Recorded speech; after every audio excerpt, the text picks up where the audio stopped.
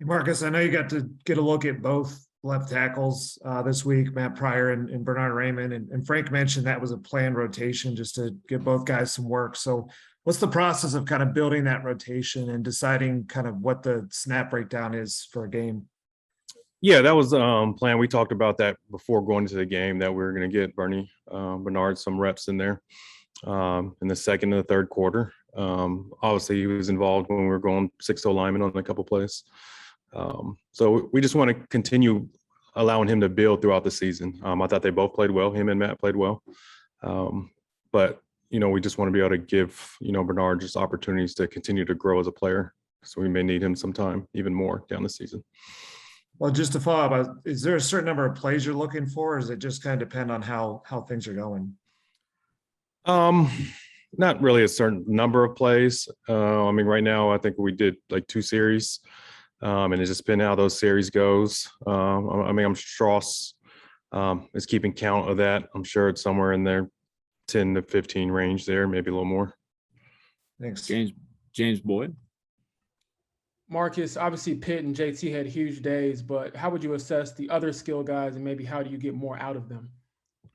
I thought we got a lot out of our guys. I think what Pitt had, obviously JT had a dynamic day running the ball. That's collectively as a group. Obviously O-line and receivers blocking. They blocked their butts off in the perimeter.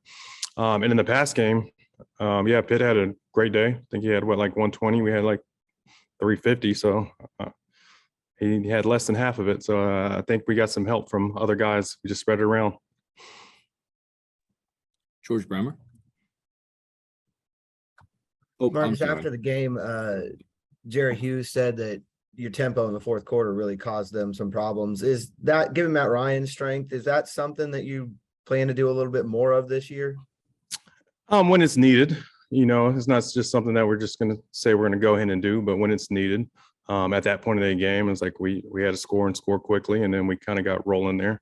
But it's been brought up, and it's just going to be game to game kind of decision of how we feel is going to help us.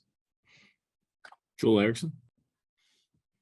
Mike Strawn looked like he was maybe in there in one of those bigger sets for you guys. Is his blocking something that's come a long ways? And then we all know the receiving gifts, but is that one of the things that got him on the field?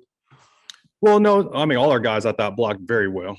And he's got to be able to do that, especially with with his size. He got to use his size to an advantage.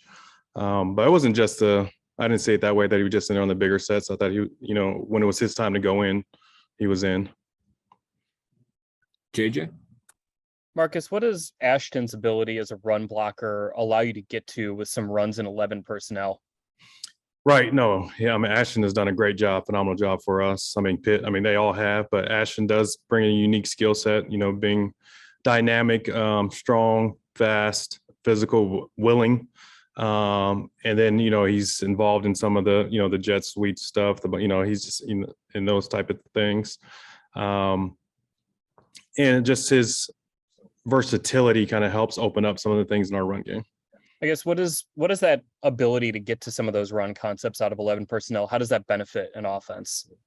It's to spread the defense out a little bit, not always packing the box, having 2 tight end sets, and then being able to spread them out, being in nickel defense, and trying to take advantage of whatever scheme they're playing.